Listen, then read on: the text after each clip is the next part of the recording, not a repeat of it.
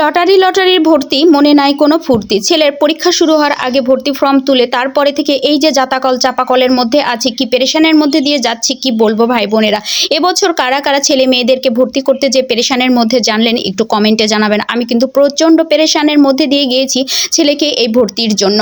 পরীক্ষা শুরু হওয়ার আগেই তো ভর্তি ফর্ম তুলতে হয়েছে, সেটার লটারি কি হলো জানি না। এখন না রেজাল্টের জন্য আর ভর্তির জন্য অপেক্ষা করতে হয় না, রেজাল্টের আগেই ভর্তি কমপ্লিট করতে হয়। তো যাই হোক, আমাকেও সেটা করতে হয়েছে। ছেলে এক জায়গায় ওয়েটিংয়ে ছিল, আরেক জায়গায় ম্যারিডে ছিল। ওয়েটিংয়ে ভর্তি করাবোর জন্য ওয়েটিংয়ের অপেক্ষায় আমি ম্যারিডের লিস্টটাও হারিয়েছি। খুবই অভিজ্ঞতা এবছর আমার হলো ছেলেকে ভর্তি করতে, যে কোটা করে এত আন্দোলন হলো, সেই কোটাই তো দেখলাম থেকে গেল। হাইরে পড়ালেখা, মেধার কোনো এখানে মূল্য নেই। এই লটারি এসে গার্জিয়ানদের এবং বাচ্চাদের কিন্তু অনেক একটা চাপ হয়েছে। আমার মতে ভর্তি পরীক্ষার থাকলে কিন্তু গার্জিয়ানরা অনেক নিরাপদে থাকতো। যার সন্তান যেমন করবে সে ঠিক সেই মেধা নিয়ে সেই স্কুলে ভর্তি হতো। এটা কিন্তু খুবই ভালো ছিল। এই লটারি করে আমি প্রচণ্ড পেরেশান হলাম, আমার মতো অনেক গার্জিয়ানরা এবং অনেক সন্তানরাই পেরেশানির মধ্যে পড়লো। দেখা যাচ্ছে যারা মেধা তালিকায় আছে তারা লটারিতে চান্সই পাচ্ছে না। এই হচ্ছে অবস্থা, কি বলবো ভাই।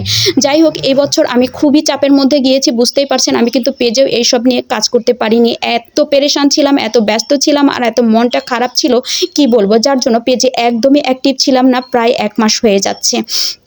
মাঝে মধ্যে টুকটাক পোস্ট ছেড়েছি, সেটা তো আপনারা জানেন। এই ছেলের পরীক্ষার শেষে আমি বাড়িতে গিয়েছি, বাড়িতে যেও থাকতে পারিনি, দৌড়াইতে গিয়েছি। আবার ঠিক দুদিন থেকে দুদিন পরেই আমি চলে এসেছি। এর মধ্যে আবার এসেছে বাসায় মেহমানকেও আমি খাওয়াতে পারিনি ঠিকমতো রান্নাবাড়ি করে। কি করব, মেহমানকে খাওয়াবো না, এদিকে ছেলেকে নিয়ে ভর্তির জন্য এখানে দৌড়াচ্ছি ওখানে দৌড়াচ্ছি, কি অবস্থা। লাস্ট পর্যন্ত আমাকে ডিসি অফিস পর্যন্ত দৌড়াতে হয়েছে। যাই হোক, আল্লাহর অশেষ রহমত, শেষমেশ এক জায়গায় ভর্তি করতে পেরেছি। তবে আগামী বছর আমাকে আবারও ছেলের ভর্তির জন্য ফর্ম তুলতে হবে। মন মতো হয়নি এবছর ভর্তি করা। এবছর অভিজ্ঞতা হয়েছে, ইনশাল্লাহ আগামী বছর অভিজ্ঞতাটাকে কাজে লাগাবো। এই শীতের মধ্যে কি রান্না করছি কি খাচ্ছি সেটা আর বুঝে পাচ্ছি না। একবেলা রান্না করলে মনে হচ্ছে খাবারটাও থেকে যাচ্ছে, বাচ্চাদেরও খাওয়ার তেমন কোনো আগ্রহ নেই। হঠাৎ মনে হচ্ছে একটু স্যুপ জাতীয় বা তরল জাতীয় কোনো গরম খাবার হলে বেশ ভালোই হয়, তাই না? আমাদেরও এরকমটাই মনে হচ্ছিল। যাই হোক, এই তো বাচ্চাদের জন্য কিছু খাবার বানিয়ে দিলাম। এই দৌড়ধাপের মধ্যে যতটুকু পারছি খাবার তৈরি করে দিচ্ছি। 2 বেলা খাওয়াইতে পারতেছি না, তো একবেলা একটু একেবারে জমকালো খাবার তৈরি করে দেওয়ার চেষ্টা করেছি। যাই হোক বন্ধুরা, আপনারা সবাই কেমন আছেন?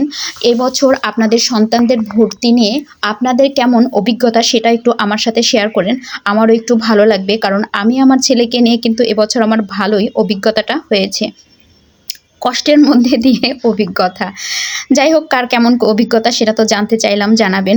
আর এই এত ব্যস্ততার মধ্যেও আমি চেষ্টা করেছি একটু ভাপা পিঠা বানানোর জন্য, ভাপা পিঠা বানিয়ে নিয়েছি। আর এই ব্যস্ততার মধ্যেও আমি আচার করেছি, তারপরে মেহমানকে মেহমানদারি যতটুকু সম্ভব করেছি। সব কিছু মিলিয়ে যাই হোক দিনগুলো আল্লাহ আমার পার করেছে। আলহামদুলিল্লাহ, সবাই ভালো থাকবেন।